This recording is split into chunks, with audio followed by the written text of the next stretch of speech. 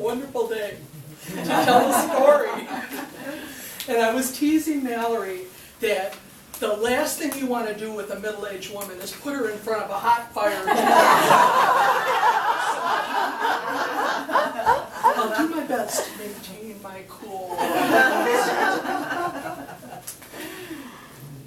Being a child in the 1950s was a lot of fun, as long as you were not aware of your parents' poverty level, which my parents did a pretty good job of, in spite of not having money, giving us a rich life. It was so nice. I believe it was Garth Brooks, the country singer, who said, "You're not really wealthy until you have something money can't buy." And as a child growing up, I had a lot of that because money was not an issue, good or bad. We made use of what we had.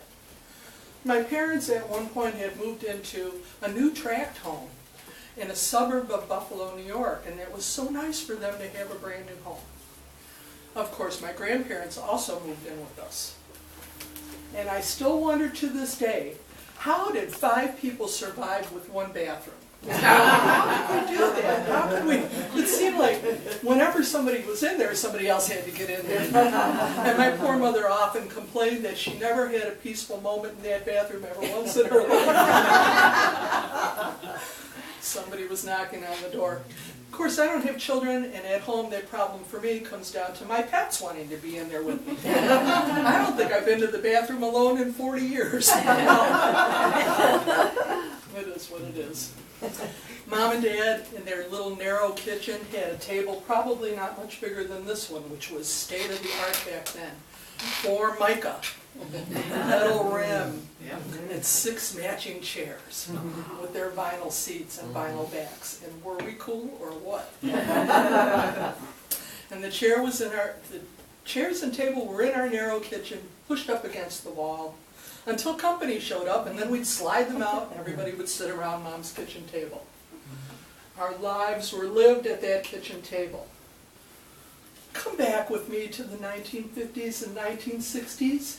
There were no Oculus VR headsets. We could take ourselves to other places. There were no video games. There were only three stations on the television set. I know you youngins are not believing this one bit, but trust me. There were only 3 stations, and they weren't on all the time either. And a lot of those shows, kids were not interested in this. So what did we do for fun? We sat at Mom's kitchen table and we played games. We played board games. We played card games. We played Monopoly, and we played poker. And we played little kids games like Operation and Mousetrap. And one of Mom's favorites, she loved to play with jacks and balls. Who even knows what that is? Jacks and balls. Oh, good. I don't know if you folks that have not played jacks and balls realize the amount of skill, dexterity, eye-hand coordination, and patience you need to have to be a really exemplary jacks player. And my mother was a kick-butt exemplary jacks player. If you came in and sat down to play jacks with Mom and you were not good, you were going to lose. And there was no such thing as Mom trying to say, "Oh, give you a break and let you win." Oh, no, no. She was brutal about you learning the skill. And if you really could beat her, then you could win. And if you couldn't, get used to it, kid. This isn't the only thing you're going to lose at. She loved to play that. Everybody know what a paddleball is? Paddleball? No one ever beat my mother at that in all the years I was growing up. She just beat us all. So we sat at the table and did that.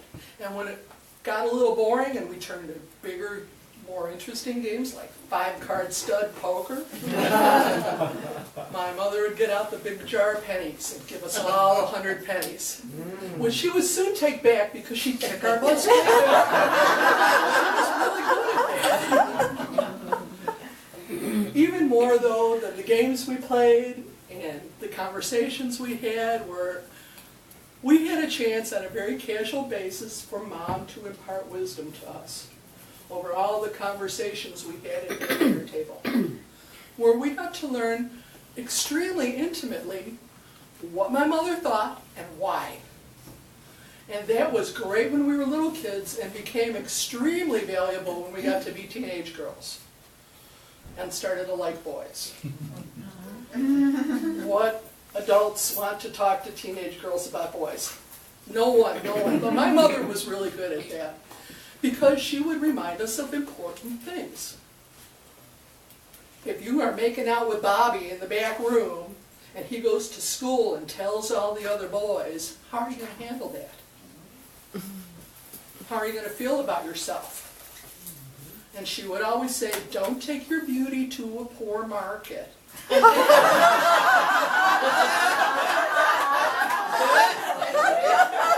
yourself to a high standard.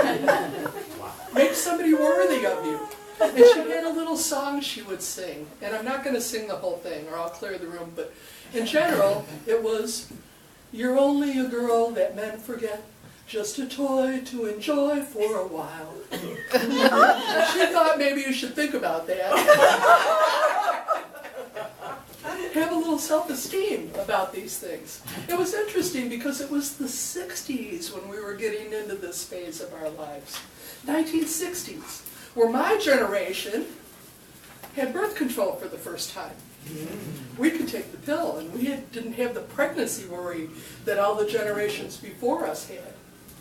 But as we all know, sex is about a whole lot more than pregnancy. And your self-esteem and love and how you feel about yourself is kind of pretty important to think about when you're a horny teenager.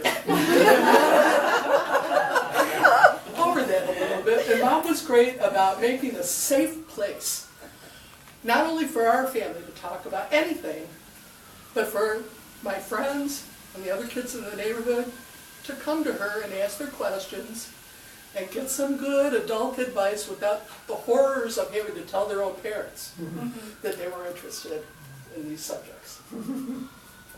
I cannot tell you how many times I'd come home from a late event at school or an outing or shopping and find the kitchen table surrounded by people talking to my mother. And I'd go to my room and think, well, she's got it, okay, they don't need me. They don't need me here. Mom was great at that, about giving advice. And the other thing she was really great at is she had a wicked sense of humor. Oh, she could get you. She could tell you the same joke 15 times and you'd laugh all 15 times because of her timing and delivery and patience with telling it. And she involved us in it quite a bit. So as we got older, of course, we wanted to prank her once in a while. It's fun to prank your mom. As long as it was nothing harmful, it was always just really in good fun. Where I grew up in Buffalo, we were right across the border from Canada. And I don't know why they allowed us to do this, but they'd take busloads of us as school kids and take us to an amusement park in Canada where we could spend the day at the amusement park. I think that's weird. We could also buy fireworks in Canada, which were illegal in New York State. Did that stop us from smuggling them back across the border? No. We were always smugglers. I used to joke about that at work, telling my boss, I said, I actually smuggled explosives across an international border.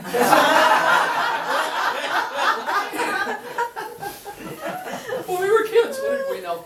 One thing I smuggled back one time were cigarette loads. Explosives that you put in someone's cigarettes, and when it gets to that point, they go BAM! Explode loudly. And my mother was a smoker, so my friends and I booby-trapped a whole pack of cigarettes and just waited for them to explode. Mom was at the laundromat. Of course. And that cigarette, first one exploded, and everybody's laundry flew into the air, and they all wondered what was going on. These days, of course, the police would have been called and I'd have been arrested, but this was 1960s.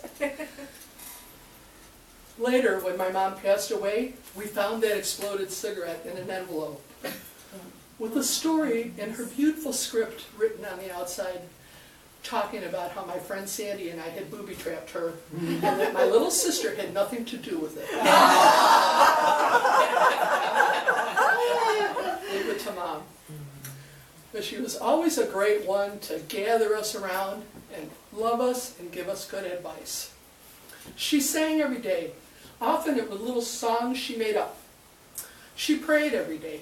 She prayed for our safety, and she prayed with all sincerity for the protection of our home and loved ones. When you talk about things money can't buy, growing up with her was a great privilege. And I'm very grateful. Thank you.